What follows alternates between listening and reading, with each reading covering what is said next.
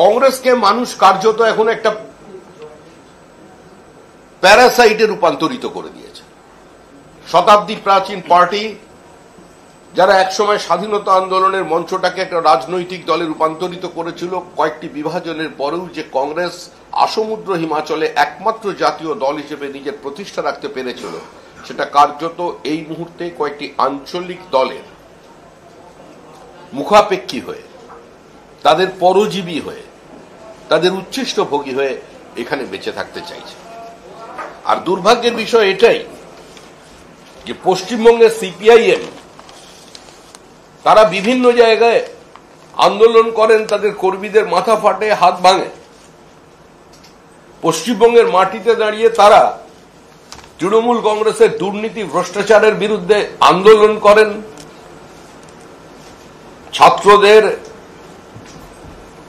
DYFI এর কর্মীদের তারা এগিয়ে দিয়ে যান। কিন্তু আবার একই সঙ্গে ইডি সিবিআই এর তৎপরতার বৃদ্ধির কারণে বা কেন্দ্রীয় সরকারের বিভিন্ন সংস্থার সক্রিয়তার জন্য তারা পার্লামেন্টকে একসঙ্গে অচল করে দেন এবং একসঙ্গে ওয়াকআউট করেন। এটাই হচ্ছে এই মুহূর্তে রাজনৈতিক ছবি।